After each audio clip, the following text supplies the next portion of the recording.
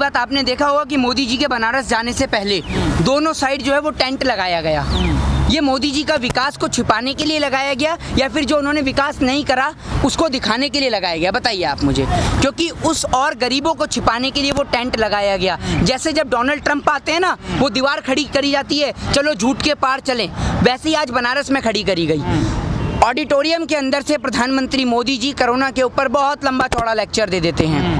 पता भी नहीं चलता कि कोरोना पे क्या बोला और कब खत्म कर दिया। मुख्यमंत्री के चेहरे पर एक बार को मास्क नजर आता है, लेकिन मोदी जी के चेहरे पर मास्क नजर नहीं होता और बात करते हैं कोरोना की। प्रधानमंत्री मोदी जी के पास कौन सी मुगली गुट्टी है जो उनको कोरोना नहीं होता?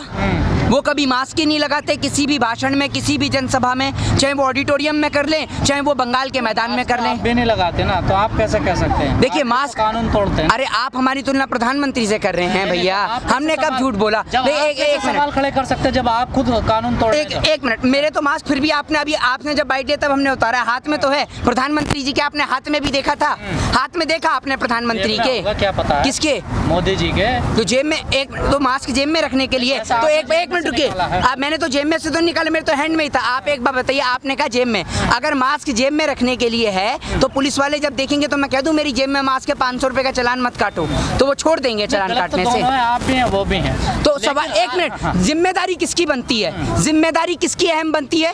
प्रधानमंत्री की या फिर हमारी बनती है? देखकर किसको लोग सीखते हैं, प्रधानमंत्री को या हमें? बताइए ना आप मुझे। आप प्रधानमंत्री जी से सीखते हैं? किससे? प्रधानमंत्री जी तो झूठ बोलते हैं, उनसे झूठ बोलना थोड़ी सीखेंगे हम। अगर कुछ अच्छा बताएंगे तो वो सीखा जाएगा प्रधानमंत्री जी से जरूर। लेकिन आज उनका जो भाषण हुआ उसमें उन्होंने तमाम योगी जी की आज तारीफों के पुल बांधे जी। कैसे देखते हैं उन तारीफों के पुल को? उन तारीफों के पुल को इस तरीके से देखते हैं कि जब प्रधानमंत्री मोदी जी बनारस जाते हैं तो बनारस से चंद ही किलोमीटर की दूरी पर वो गंगा नदी भी है, वो घाट भी हैं जहां पर उन हिंदुओं की लाशों को दफनाया गया था। तो मोदी जी एक बार जाकर उन गंगा के घाटों का भी दर्शन कर लीजिए, उन गंगा के घाटों का दिव्य दर्शन करिए, जाके देखिए अपने बनारस की स्मार्ट सिटी को, जहां पर लाशों को दफनाया गया था, जहां पर हिंदुओं की चिताओं को अग्नि नहीं मिली थी, जरा जाकर तो देख लीजिए, जाकर देखिए। ये आपका वही बनारस था जहां पर आपको बनारस में तैर के जाना पड़ रहा था। बनारस में 4 बाल्टी पानी की क्या गिरी, वहां पर बाढ़ आ गई थी। तो मोदी जी उस बनारस में भी जाकर देखिए। 1500 करोड़ का पैकेज दे तो दिया, सौगात दे तो दी बनारस को। बनारस को आपने सौगात तो दे दी, जहां आपकी सरकार है वहां सौगात कौन देगा? 1500 करोड़ की सौगात इसलिए दी क्योंकि उत्तर प्रदेश में चुनाव है, बिहार में चुनाव नहीं है, तो बिहार में कोई सौगात नहीं। पूरा बिहार बाढ़ से डूबा पड़ा है, पानी पानी हुआ पड़ा है।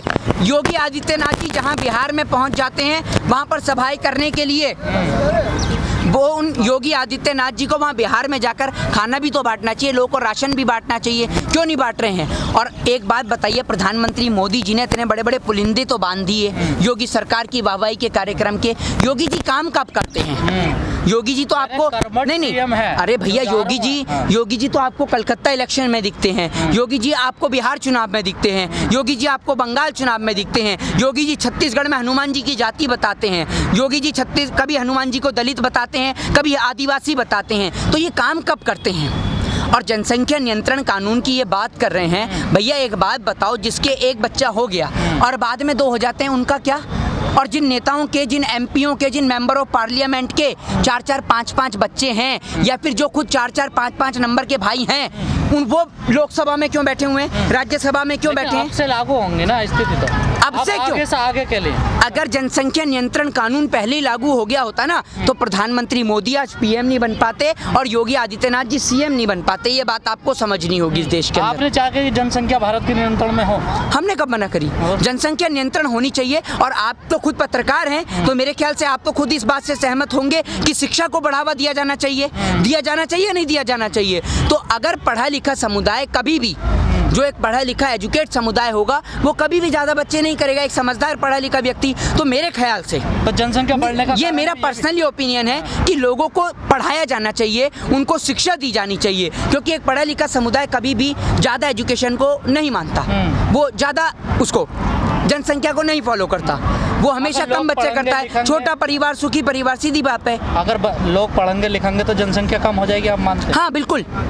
आप एक बात बताइए, आप एक जर्नलिस्ट हैं, आप कभी भी 2 से ज़्यादा बच्चे पैदा करने की सोचते हैं क्या?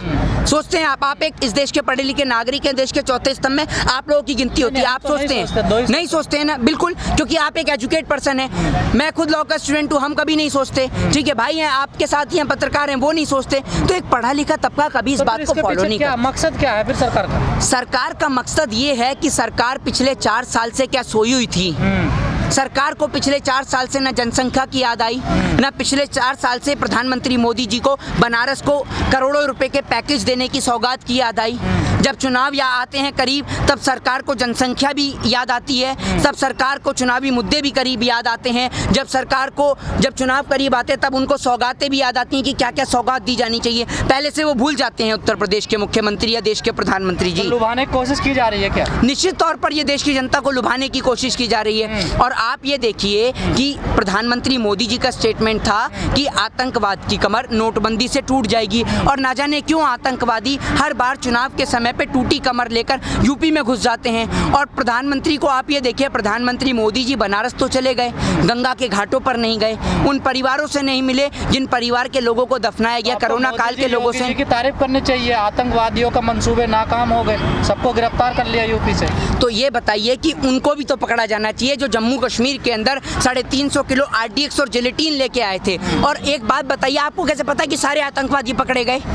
क्या पता उत्तर प्रदेश में अभी और भी हों। और सबसे बड़ी बात, पकड़े गए, घुसे कैसे?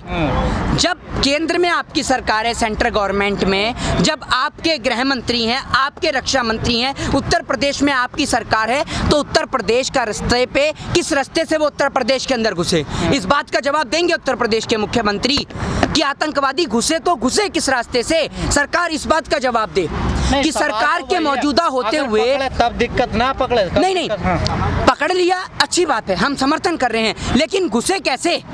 इस बात का भी तो जवाब दे। सरकार की नाकामयाबी रही होगी, जांच एजेंसियों की नाकामयाबी रही होगी, तभी तो घुस गए अंदर, वरना कोई हमारे मुल्क में आतंकवादी कैसे घुस सकता है? बताइए। पहले से नहीं घुसते आए हैं। और 350 किलो नहीं 350 किलो RDX और जिलेटिन लेकर जो घुसे, उनको नहीं पकड़ेंगे आप? नहीं पकड़ेंगे। उन्होंने तो इतना बड़ा बम धमाका कर दिया, भारत माँ के वीर सपूतों को शहीद कर दिया, उनको क्यों नहीं पकड़ा गया आज तक? मोहित जी, PM मोदी साहब है, वो कहते हैं कि मनाली में, देहरादून में, मसूरी में भीड़ इकट्ठी ना करें मजे के लिए लोग, लेकिन योगी जी कांवड़ मेले के लिए परमिशन दे देते हैं। क्या ट्यूनिंग नहीं है योगी और मोदी में? देखिए, एक बात आप समझिए, मोदी जी कह रहे हैं कि वहाँ पर मनाली में टूरिस्ट प्लेसों पर भीड़ को इकट्ठा ना करें, ठीक है, तो मोदी जी अपने ऑडिटोरियम में क्या कोई नहीं बैठा हुआ था? हैं? मोदी जी के ऑडिटोरियम में भी तो भीड़ बैठी हुई थी, सुनने वाले इतने सारे लोग बैठे हुए थे। मोदी जी के अभी दिल्ली के अंदर जब भारतीय जनता पार्टी के कार्यकर्ता विरोध प्रदर्शन करते हैं, तब क्या होता है? कोई भीड़ नहीं होती। मतलब अगर ये करें तो डांस और दूसरा करे तो मुजरा, है ना? अगर इनकी पार्टी के कार्यकर्ता करें, कोई मुकदमा दर्ज नहीं है इनके खिलाफ, कोई कोरोना का उल्लंघन नहीं, कोई सोशल डिस्टेंसिंग का उल्लंघन नहीं, लेकिन अगर कोई अन्य पार्टी का कर दे, कोई और विपक्षी दल का कर दे, तो इनको उल्लंघन हो जाता है। योगी जी ने परमिशन दे देगी कांवड़ लाओ, लेकिन जो उत्तराखंड सरकार है, जो वहाँ पे BJP की सरकार है, उन्होंने कह दिया कि जो है कांवड़ लेने आएगा, कांवड़ जब्त कर ली जाएगी, वाहन जब्त कर लिया जाएगा और मुकदमा दर्ज किया जाएगा।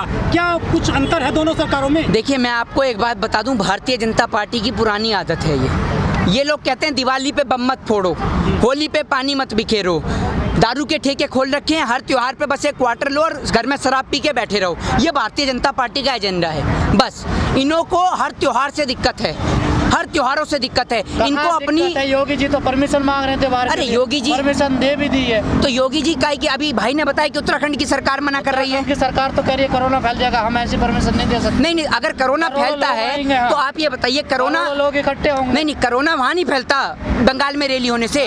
अभी यूपी का इलेक्शन होगा या नहीं होगा?